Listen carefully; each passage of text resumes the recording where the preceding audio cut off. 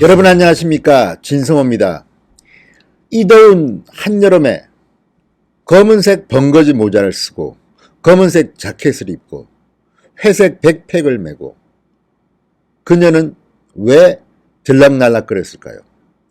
조국 장관의 부인 정경심 동양대 교수 이야기입니다. 자, 조국 부인 정경심 교수가 동양대 연구실에서 본인의 PC를 빼간 그날 1일 날입니다. 1일 새벽입니다. 그때 PC만 빼간 게 아니라 서류도 가져갔다는 충격적인 방범 카메라 기록이 나왔습니다. 자, 조선일보가 오늘 아침 특종한 기사인데요. 자, CCTV는 일부 지워져 있었지만 방범용 카메라에 찍힌 조국 장관의 부인은 그야말로 우리가 드라마나 영화에서 보던 바로 그 장면이었습니다. 드라마나 영화에 보면 CCTV에 찍히지 않기 위해서 마스크를 쓰고 벙거지 모자를 쓰고 그리고 이 무슨 자켓이나 외투 같은 것을 꼭 입고 이렇게 아주 은밀한 행동을 합니다. 그런데 바로 대한민국 법무부 장관의 부인께서 이렇게 심야에 노고가 많으십니다. 무슨 일이 벌어지고 있는 걸까요? 진성호의 융단 폭격, 조국 장관의 부인 정경심 동양대 교수를 융단 폭격합니다. 방송에 앞서 진성호 방송 구독자가 아니신 시청자들께서는 붉은색 구독 버튼 눌러주시면 대단히 감사하겠습니다. 더 좋은 방송으로 보답하겠습니다.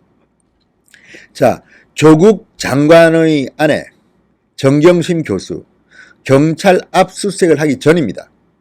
지난 1일입니다. 자신의 대학 연구실에서 PC를 반출한 직후에 연구실을 그득 들락거리면서 서류를 외부에 대량 반출한 것이 딱 걸렸습니다. 자, 정경심 교수는 고은재관 우측 일문, 그러니까 동양대학교의 교양학부 교수들의 연구실이 있는 고은재관이라고 합니다. 고은재관의 우측 일문 방범 카메라에 잡혔습니다. 9월 1일 0시부터 10시까지의 영상 파일. 이날 새벽 시간대 영상은 곳곳이 지워진 상태였다고 합니다. 아마도 PC를 빼가는 장면은 못 찾았나 봅니다. 그렇지만 조국 장관 본인이 인사청문회 때 이것은 시인했습니다. 검찰 수사에서도 밝혀졌습니다. 정경심 교수는 압수수색을 하기 이틀 전쯤에 이 연구실에 가서 PC를 꺼내왔습니다. 그리고 본인의 투자 자문을 하고 있는 프라이빗 뱅커, 항투의 프라이빗 뱅커 김모 씨에게 같이 가서 이 PC를 맡겼습니다. 이 PC는 그 뒤에 이 프라이빗 뱅커 김 씨의 자동차 트렁크에서 발견됐습니다. 그리고 이 자동차 트렁크에 있는 PC를 검찰에 제출했습니다. 그런데 PC만 아니라 서류도 많이 가져갔다는 겁니다. 도대체 뭐가 있길래 심야에 장관 부인님께서 이렇게 변장까지 하고 들락날락 했는지 이제 검찰이 밝혀내야 합니다.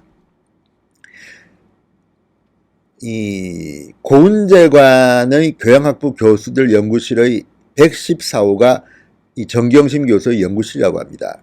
방범 카메라는 이 건물 내부 복도에서 출입구 현관을 비추는 각도로 설치되어 있습니다. 조선일보가 확인한 영상.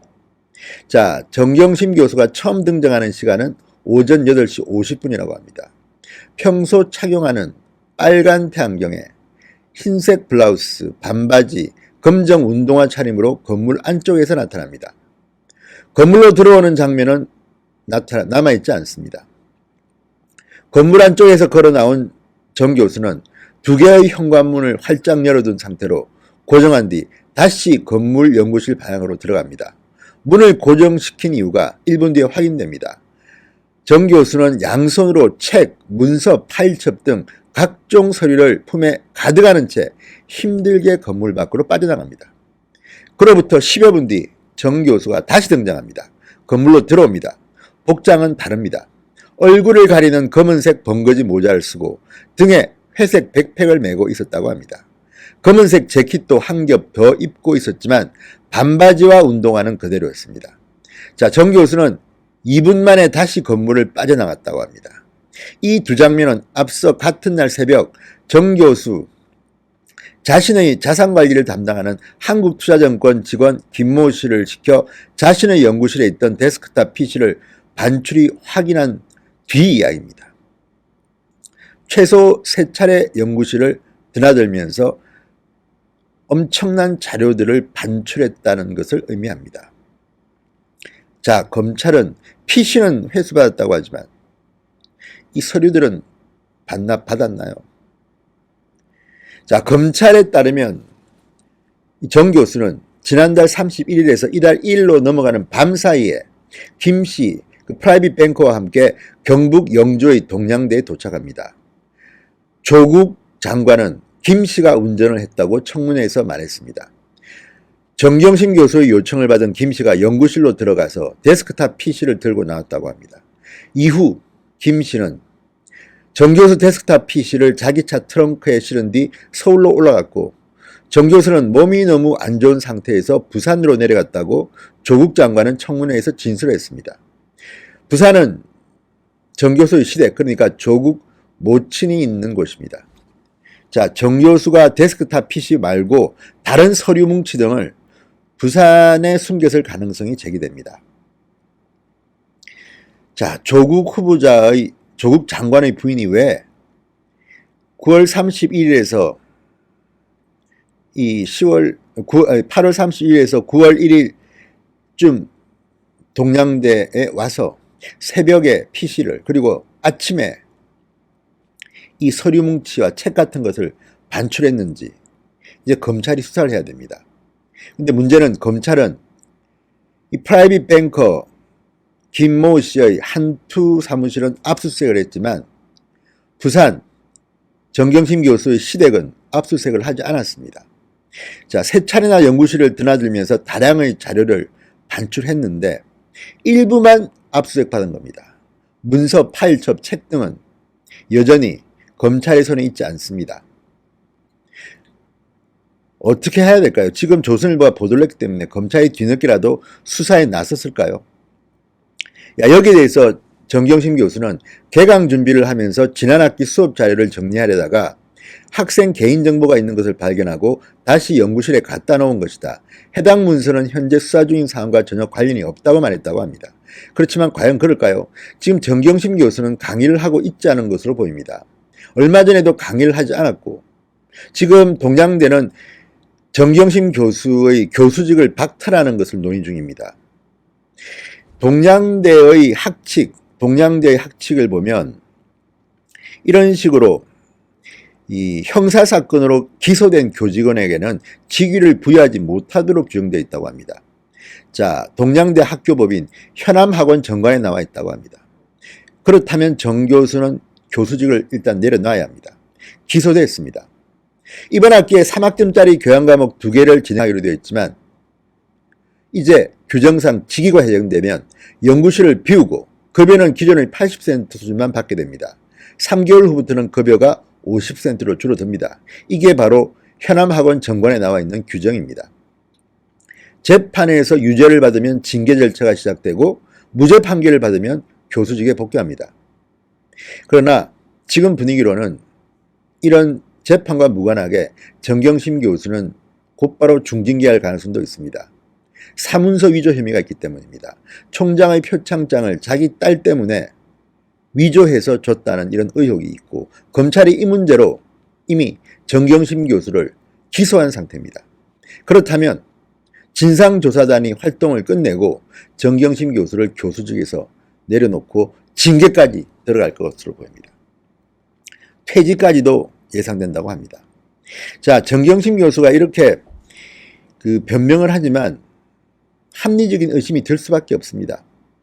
지금 PC는 일단 언론에 보도됐지만 조선일보가 특종한 이 내용, 서류나 책, 파일의 반출은 아직까지 확인된 바 없습니다. 자, 이번에 이 방범 카메라에 찍힌 모습이 나왔기 때문에 새벽부터 아침까지 이렇게 PC, 서류, 책, 파일, 증거인멸 시도로 볼 수 있지 않겠습니까? 검찰 수사가 필요합니다. 시급합니다. 자, 조국 장관은 청문회에서 제 처가 지금 여러 가지 언론 취재나 난감한 상태라서 본인도 자기 연구실에 있는 PC 내용을 봐서 점검을 해야 하지 않았겠습니까? 라고 말했다.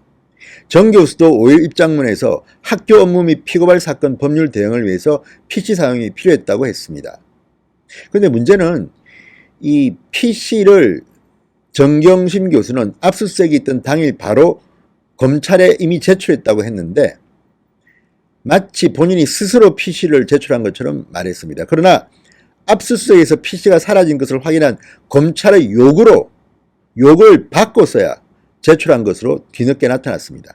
그러니까 이것은 본인이 스스로 제출한 게 아니라 검찰 때문에 할 수 없이 제출한 것이 됩니다. 그리고 또 하나 궁금한 것은 서울대 같은 경우 조국 장관이 자기 연구실 PC를 집에 가져갔다는 것이 지금 문제가 되고 있습니다. 왜? 서울대 규정에는 이렇게 임의로 PC를 가져갈 수가 없습니다.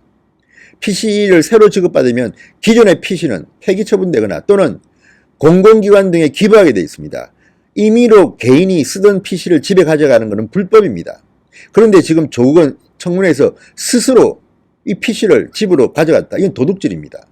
뿐만 아니라 사립대학교도 규정에 따라 다르겠으나 대부분의 사립대학교는 PC를 지급하는 것으로 알고 있습니다. 본인이 개인 PC를 학교에서 쓰는 게 아니라 학교에는 학교 재산인 PC가 있습니다. 이것을 개인이 무단 반출하는 것은 위법이 아닐까요?